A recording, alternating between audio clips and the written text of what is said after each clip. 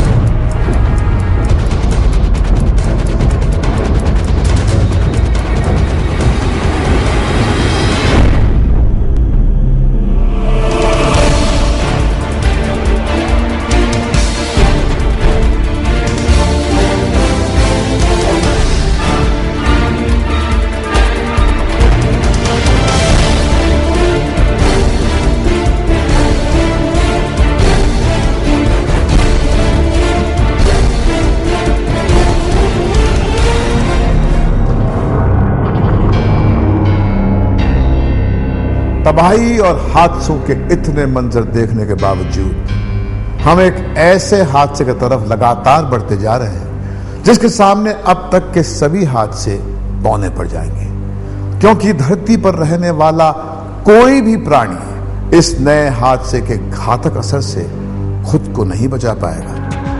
तेजी से अपने कदम फैलाता यह नया हादसा बीमारियों से लड़ने की हमारी ताकत को ही खत्म कर सकता है। दिमाग, लिवर, किडनी, दिल और आंतों जैसे हमारे कई महत्वपूर्ण अंग इस नए हादसे की चपेट में आ सकते हैं। ऐसी कई नई बीमारियां पैदा हो सकती हैं जिनके बारे में अभी हमें कुछ भी नहीं पता है। यह नया हादसा किसी डरावनी फिल्म की कहानी का कोई हिस्सा नहीं है।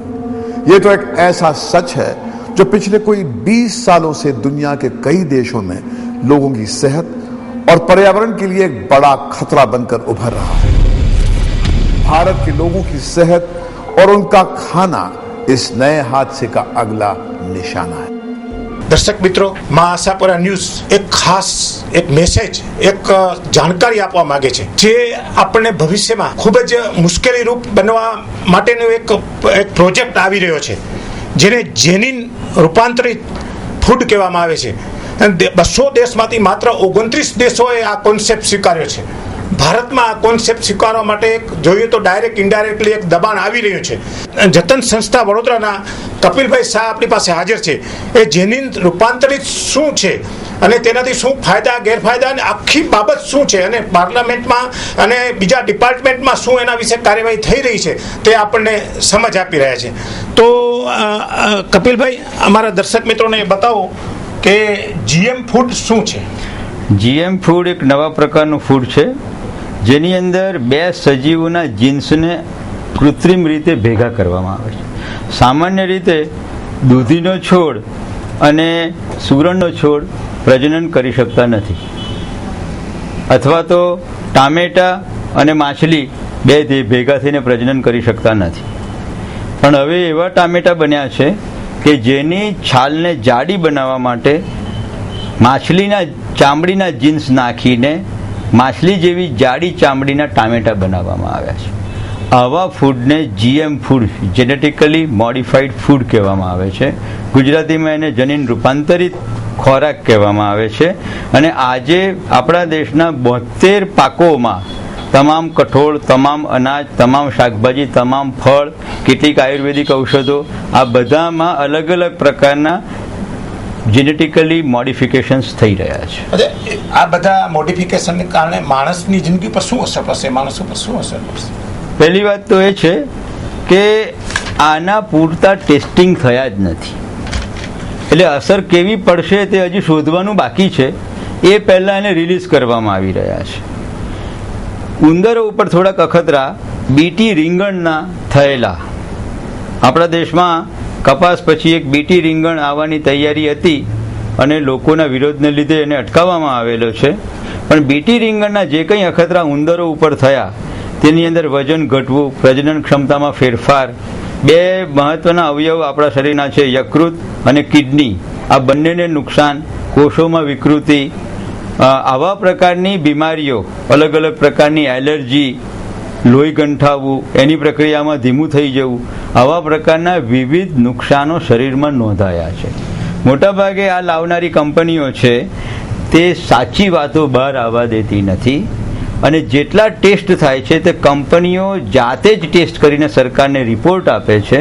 સરકાર પાસે પોતાના ટેસ્ટિંગની કોઈ વ્યવસ્થા નથી અને કંપનીના ટેસ્ટિંગના રિપોર્ટને આધારે પ્રોડક્ટને રજૂ કરવામાં આવે છે. કપિલભાઈ, આ બાબતે પર્યાવરણ ઉપર શું અસર થવાની છે ભવિષ્યમાં? પર્યાવરણ એક સમગ્ર તંત્ર છે અને એની અંદર એટલા બધા જમીન, પાણી, જૈવિક વિવિધતા, મધમાખીઓ, દેડકા, અલગ અલગ પ્રાણીઓનું અરસપરસનું એક તંત્ર ગોઠવાયેલું છે.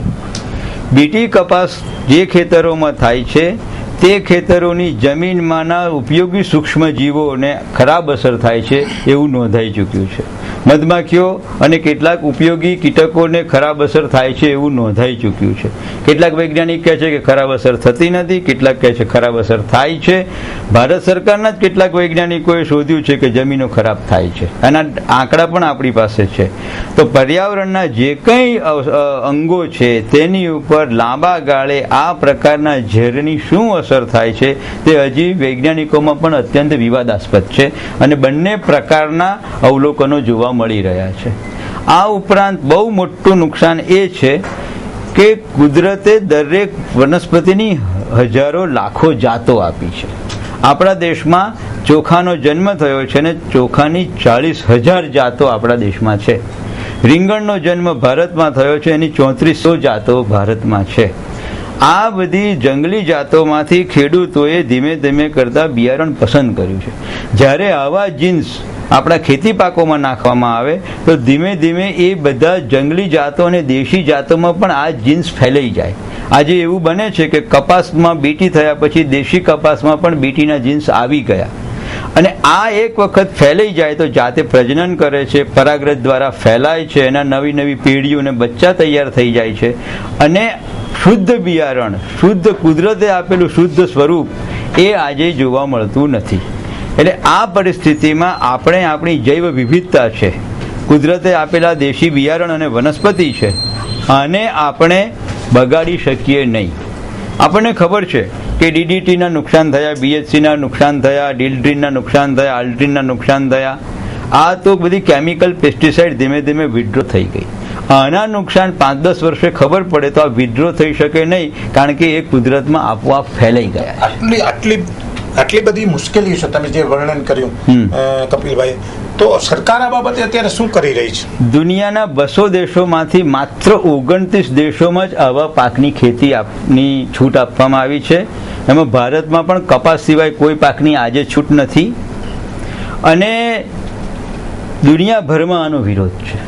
યુરોપના હમણાંના સમાચાર એવા છે, કારણ કે ત્યાંના લોકો જાગૃત છે, ખોરાક વિશે, પર્યાવરણ વિશે જાગૃત છે, એ લોકોને અગાઉ ખરાબ અનુભવો થઈ ચૂક્યા છે. આજે યુરોપમાંથી આ બધી કંપનીઓએ GM ફૂડનો ફેલાવો કરવાનું બંધ કરીને ત્યાંથી ઉચાળા ભરી દીધા છે. ભારતમાં કોણ જાણે કેમ પણ કોઈક રીતે વાચકો જ નક્કી કરે, દર્શકો જ નક્કી કરે કે કેમ આવું ચાલે છે. કોઈક પ્રકારે શંકા છે, કોઈક પ્રકારની સાંઠગાંઠ છે કે જેને આધારે લોકો સુધી સત્ય ન પહોંચાડવું અને કંપનીઓને મન ફાવે તે રીતે પ્રોડક્ટને રજૂ કરી દેવી. બીટી રીંગણનું જ ઉદાહરણ લો. 8 વર્ષના કંપનીના ટેસ્ટિંગ પછી વૈજ્ઞાનિકોની સમિતિએ હા પાડી દીધી, પણ પર્યાવરણ મંત્રીએ લોકોને પૂછ્યું અને દેશમાં 6 કન્સલ્ટેશનો થયા, 6 જગ્યાએથી ના પડી અને આજે દેશમાં બીટી રીંગણ પર પ્રતિબંધ આવી ગયેલો છે. તો દેશના 12 રાજ્યોએ અમને બીટી રીંગણ જોઈતા નથી એવું કેન્દ્ર સરકારને જણાવેલું છે. બીટી રીંગણ ઉપરાંત બીજા પાકોના અખતરા પણ બીજા રાજ્યો કરવા દેવા માંગતા નથી. ભારત દેશમાં કૃષિ એ રાજ્યનો વિષય છે અને રાજ્યોની સંમતિ વિના આજે અખતરા કરવાની પણ છૂટ નથી. તેમ છતાંય રાજ્યોને ન પૂછવું પડે, એ પ્રકારનો નવો કાયદો સંસદમાં મુકાઈ ગયો છે. અને જોખમની વાત તો પર્યાવરણ કે આરોગ્ય ખાતાએ ચેક કરવાની હોય, એને બદલે વિજ્ઞાન ખાતું જે આવા પ્રકારના પાકોને પ્રમોટ કરે છે એ જ ખાતું એને નિયંત્રણ કરશે એવી પ્રકારની જોગવાઈ કરવામાં આવી છે. અમને શંકા જાય છે કે સરકારમાંના કેટલાક તત્વો પ્રજા અને પર્યાવરણના હિતના વિરોધમાં કામ કરી રહ્યા છે અને મલ્ટીનેશનલ કંપનીઓ, બાયોટેક કંપનીઓ જેણે અબજો ડોલરનું રોકાણ કરી દીધું છે, જે લોકો કદાચ એમને બીજી રીતે પણ ઉપયોગી થતા હશે, સામે ચૂંટણીઓ પણ આવે છે, આ બધી પરિસ્થિતિમાં એમને વેળાસર માફકસરનું અનુકૂળ પડી જાય, ઘી કેળા થાય, પ્રોડક્ટ રિલીઝ થઈ જાય, ધંધા ચાલે, આ પ્રકારનું વાતાવરણ ઊભું થાય તે માટે આ બિલ રજૂ કરવામાં આવી રહ્યું છે. કપિલભાઈ, BRAI બિલ શું છે અમારા દર્શક મિત્રોને ટૂંકમાં સમજાવો. Telecom regulatory authority of India, TRAI એ નામની એક ઓથોરિટી બનાવવામાં આવી છે, જે આપણે જાણીએ છીએ કે જે ટેલિકોમનું રેગ્યુલેશન કરે છે. તો આ બાયોટેકનોલોજી જે જોખમી વસ્તુ છે એનું પણ રેગ્યુલેશન થવું જોઈએ. એને માટે BRAI, biotechnology regulatory authority of India એવી સ્થાપવાની વાત છે. ખરેખર આની આપણને જરૂર છે, આનું રેગ્યુલેશન થવું જ જોઈએ, આપણે પણ એમ જ કહીએ છીએ. પણ એનો હેતુ સ્પષ્ટ એવો લખ્યો છે કે બાયોટેક પાકોને પ્રમોટ કરવા અને એક જ બારીએથી ઝડપથી ક્લિયરન્સ મળી જાય તે માટે ઓથોરિટી સ્થાપવામાં આવે છે. આપણે એમ કહીએ છીએ કે આ ઓથોરિટી એટલા માટે સ્થાપો કે આ દેશના લોકોના આરોગ્યને, પશુઓને, જમીન પાણીને, પર્યાવરણને, ખેડૂતોને નુકસાન ના થાય તેની ખાતરી આપવા માટે તમે આ ઓથોરિટી સ્થાપો.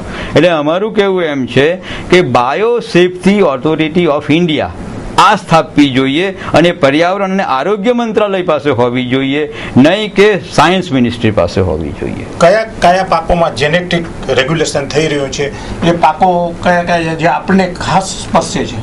હાલમાં છેલ્લા 2 મહિનામાં જ કેન્દ્ર સરકારના જ વિજ્ઞાનની સમિતિએ દિવેલા, કપાસ, મકઈ, ચોખા આના અખતરા કરવાની છૂટ આપી છે. આને કોમર્શિયલ રિલીઝ માટે ખેડૂતોને આપવા માટેની છૂટ નથી, પણ અખતરા કરવાની છૂટ આપી છે. પણ આ સિવાય ડાંગર, ઘઉં, મકઈ, બાવટો, બાજરી, જુવાર, રીંગણ, ભીંડા, ટામેટા, કોબીજ, ફ્લાવર, ડુંગળી, બટેટા, રતાળુ, અડદ, ચણા, ચોળા, તુવેર, સોયાબીન, રાયડો, મગફળી, સૂર્યમુખી, કસુંબી, એરંડા, કપાસ, શણ, તમાકુ, શેરડી, રબર, કેળા, પપૈયા, દાડમ, શકરટેટી, તરબૂચ, લીંબુ, સફરજન, મરી, એલચી, મરચા, આદુ. કયો પાક બાકી રહ્યો? આ બધા પાકોમાં ભારતમાં જેનેટિક મોડિફિકેશન થઈ રહ્યું છે. ગ્રાહકોએ, ખેડૂત સંગઠનોએ, પર્યાવરણનો વિચાર કરનારાએ, ડાક્ટરોએ જાગવાની જરૂર છે કે જો જાગવાની જરૂર છે ને કહેવાની જરૂર છે કે કોને પૂછીને અમારા ખોરાકમાં કાયમી આવા ફેરફાર કરી રહ્યા છો.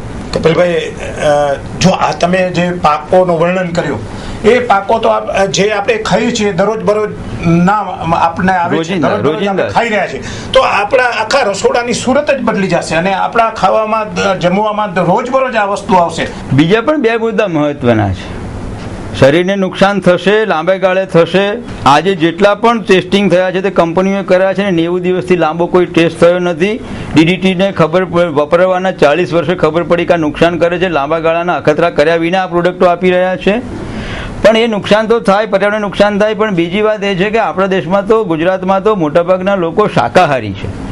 માછલીના જીન્સવાળા, છાલવાળા ટામેટા ખાઈને આપણે શાકાહારી કહેવાય કે માંસાહારી? તો આ માત્ર વિજ્ઞાનનો મુદ્દો છે, માત્ર અર્થશાસ્ત્રનો મુદ્દો છે કે સંસ્કૃતિ અને ધર્મનો પણ મુદ્દો છે?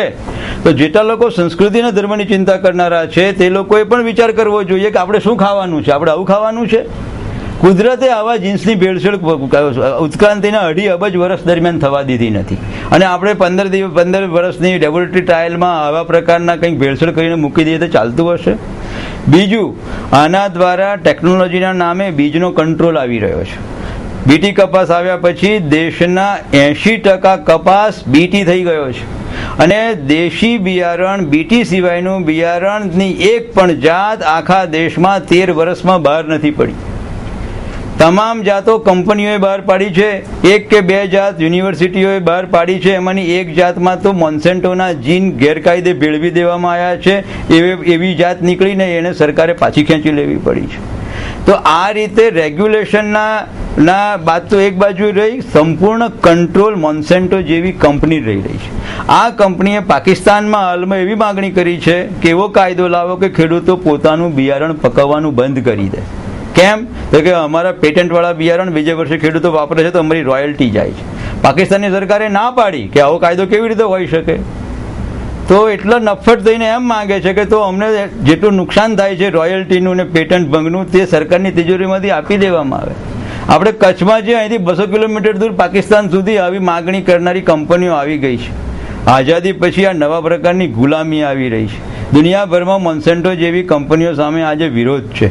હમણાં જ બહુ જ મોટી માર્ચ 29 દેશોમાં થઈ અને મોન્સેન્ટો હટાવોની ઝુંબેશ ચાલી. તો ટેકનોલોજીના નામે સીડ કંટ્રોલ, સીડ દ્વારા એગ્રીકલ્ચર કંટ્રોલ, એગ્રીકલ્ચર દ્વારા ફૂડ કંટ્રોલ, આ એક નવા પ્રકારની ગુલામીમાં દેશ જઈ રહ્યો છે. આને માટે પણ જાગવાની જરૂર છે. આ પર્યાવરણ અને આરોગ્ય જેટલો જ વધારે ચિંતાનો વિષય છે. ખેડૂતોએ પણ સફાળું જાગી જવાની જરૂર છે. ગુજરાતમાં ભારતીય કિસાન સંઘ, ગુજરાત ખેડૂત સમાજ ઉપરાંત આખા દેશના તમામ 2-3 અપવાદને બાદ કરતા તમામ કિસાન સંગઠનો પણ ના પાડે છે કે અમને GM વાળા પાકો જોઈતા નથી. કપિલભાઈ, તમે જે વર્ણન કર્યું, આટલા બધા પાકો, આટલી બધી મુશ્કેલીઓ, આટલા બધા આપણા જીવન ઉપર અસર, પર્યાવરણ ઉપર અસર, સરકાર આપણા કલ્યાણ માટે છે. સરકાર આપણા કલ્યાણ માટે, જેને કલ્યાણ કરવું એ એની ફરજમાં આવે, તેમ છતાં સરકાર આવી પ્રવૃત્તિને અટકાવવાને બદલે પ્રોત્સાહન શા માટે આપે છે? પ્રજાએ સરકારને આ પૂછવું જોઈએ. આપણે મત આપીને આપણા ધારાસભ્યોને, સાંસદોને આપણી વાતો રજૂ કરવા માટે ગાંધીનગર અને દિલ્હી મોકલીએ છીએ.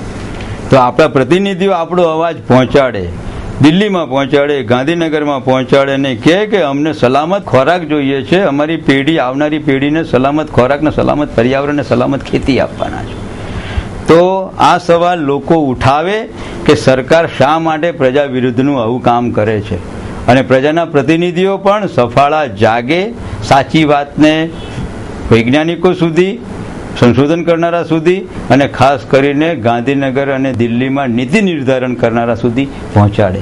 આ બહુ મહત્વની બાબત. કપિલભાઈ, આ જે તમે બધું કહ્યું અને આપણે અટકાવવાની જરૂર છે, એ સાથે બધા જ સહમત થાય, જે જાણકાર છે અને જે આ વિશે જાગૃત છે.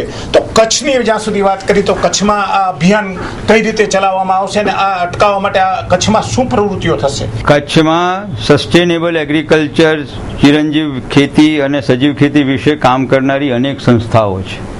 દેશી બિયારણો કચ્છનો બહુ મોટો વૈભવ છે અને એને સાચવવા માટે પણ કેટલાક પ્રયત્નો થઈ રહ્યા છે. આ બધા ભેગા થઈને કચ્છમાં નક્કી કરી રહ્યા છે કે અમે આ બિલનો વિરોધ કરીશું. અમે આજે યુનિવર્સિટીમાં પણ કેટલાક સત્તાધારીઓને મળ્યા છે અને યુનિવર્સિટી પણ વિચારી રહી છે કે આ વિશે લોકો સુધી સાચી વાત પહોંચે અને વિજ્ઞાન આધારિત ચર્ચા થાય.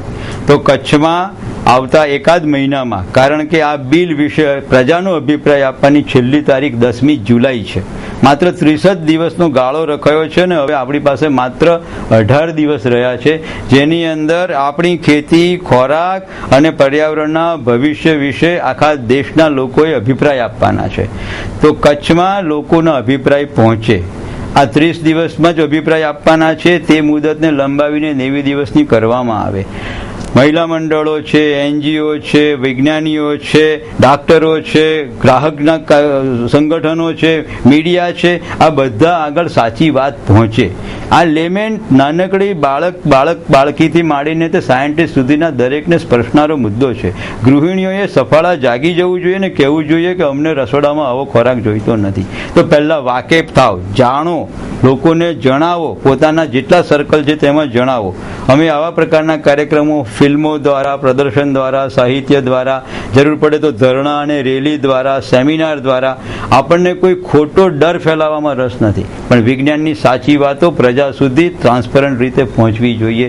એ માટેના કાર્યક્રમો કાંતિસેન શ્રોફના વડપણ હેઠળ આગામી એકાદ મહિનામાં કચ્છમાં યોજાવાના છે. દર્શક મિત્રો, આપણે જે ભયંકરતાનો કપિલભાઈએ જે ખ્યાલ આપ્યો, હવે આપણી એક ફરજ છે કે 18 દિવસમાં, આપણી પાસે બહુ ઓછો સમય છે, 18 દિવસમાં આપણા અભિપ્રાયો ખૂબ જ મજબૂત રીતે અહીંનો જે સંગઠન ઊભું થયું એની પાસે એના થ્રુ હતો તો સીધા સરકારને મૂકવા જોઈએ.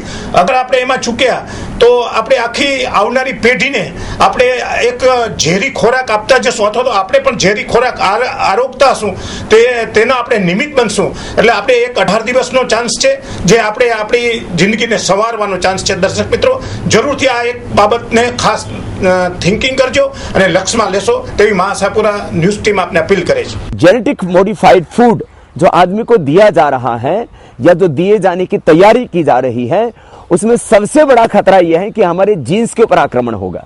और जब हमारे जीन्स के ऊपर आक्रमण होगा तो हम उस जैविक आतंकवाद से या जेनेटिक प्रदूषण से अपने आप को कभी नहीं बचा पाएंगे. चूहों पे जितने भी ट्रायल हुए आज तक, चाहे वो मोनसेंटो के अपने ही ट्रायल थे, उसमें भी पाया गया कि चूहों की हालत जो है बहुत खराब हुई है. उसके बाद उसमें उनका लिकोमिया भी हुआ है, उनको ब्लड का भी उनमें प्रॉब्लम आया है, किडनी छोटी हुई है, लिवर छोटा हुआ है. एक ऑस्ट्रियन स्टडी अभी आई है लेटेस्ट, उसने कहा है कि चूहों में इनफर्टिलिटी भी उसमें पैदा होती है. इसका मतलब साफ है कि जब हम उसका उपयोग करेंगे तो हमारे अंदर भी या ह्यूमन बींग्स के अंदर भी वो बीमारियां जो है वो लाजमी है, वो आएंगी.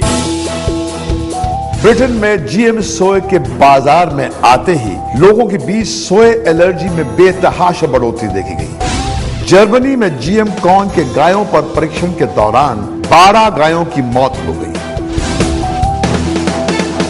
बीटी कॉर्न से निकले पॉलन के हवा में घुलने से फिलीपींस के एक गांव में सभी लोग खुजली से परेशान उठे और उनका सांस लेना भी मुश्किल हो गया.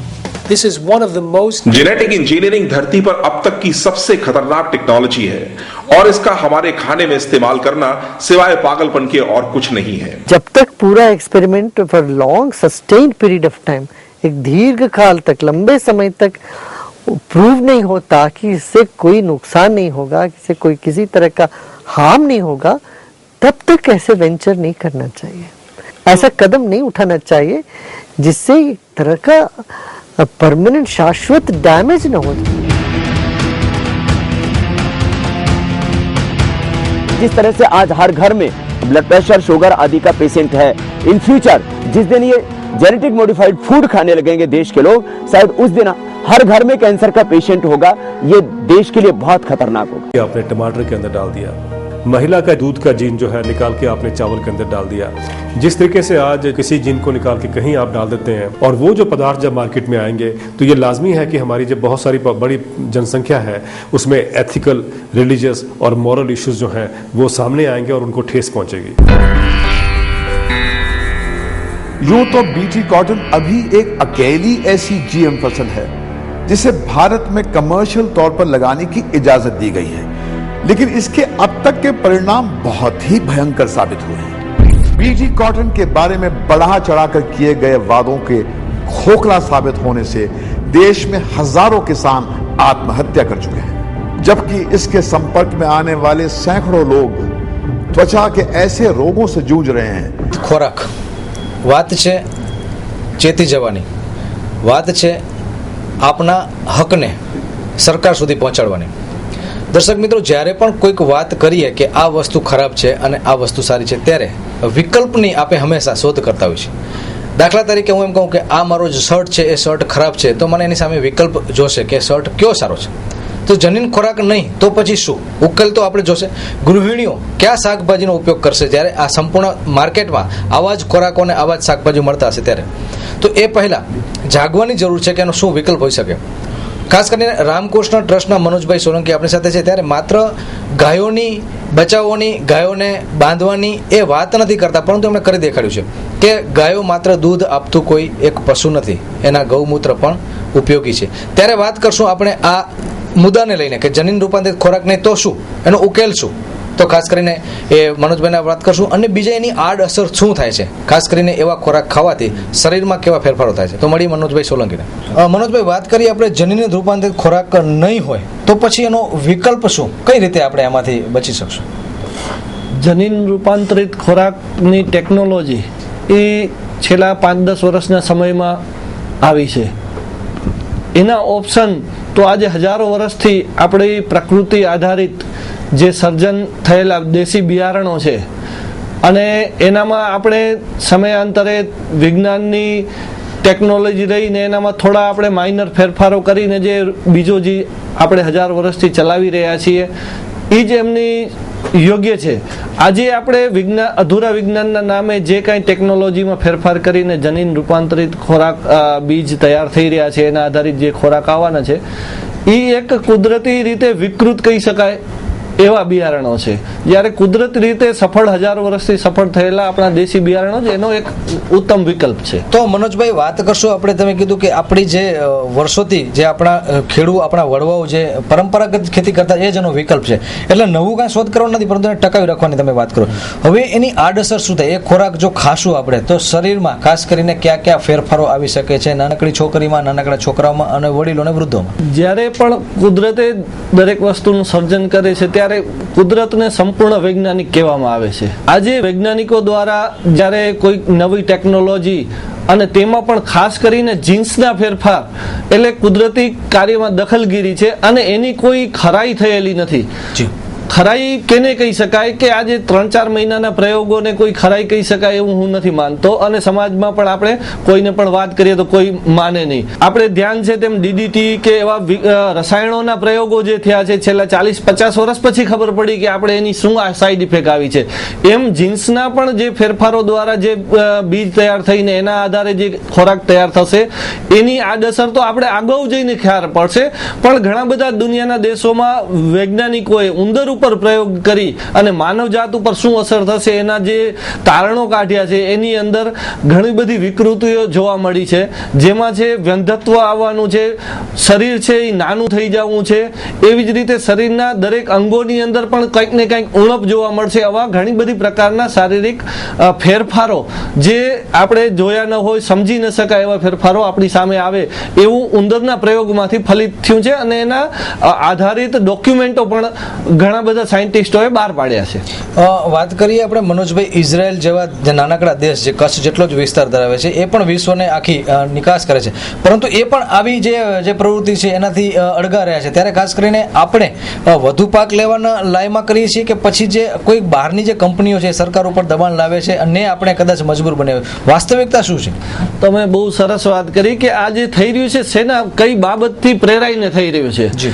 હકીકતે આની જો તારણો છે આ જવાબ છે વૈજ્ઞાનિકો જ આપી શકે અને અમુક વર્ષોના પ્રયોગો પછી જ આપી શકે કે આના શું ફાયદા રહેવાના છે. પણ મને એવું નથી લાગતું કે આ ટૂંક સમયની અંદર જે રીતે રજૂ કરવામાં આવી રહ્યું છે એની અંદર ક્યાંક શંકા જાય એવી બાબત છે.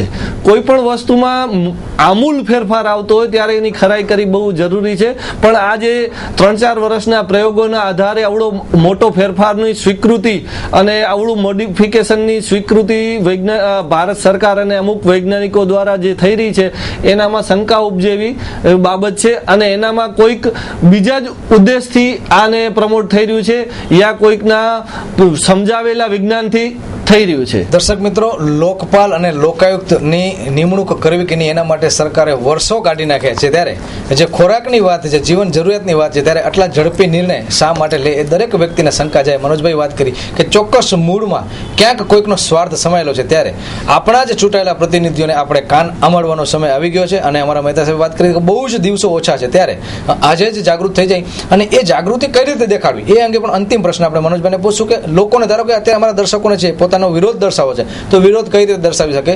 જે તે સમયે વડાપ્રધાનશ્રીને લેટર લખવાની વાત હતી, કાગળ લખવાની વાત હતી, પરંતુ આ પ્રક્રિયા 20 દિવસમાં કઈ રીતે ઝડપી થઈ શકે? મળીએ મનોજભાઈને અંતિમ પ્રશ્ન. મનોજભાઈ, કઈ રીતે વિરોધ થઈ શકશે? ધારો કે અમારા દર્શકોને કોઈ પણ વ્યક્તિને વિરોધ કરવો છે કે જમીન આધારિત ખોરાક છે એનો હું વિરોધ કરીશ, તો સરકારને મેસેજ આપવા માટે કઈ રીતે થઈ શકશે આ કમ્યુનિકેશન?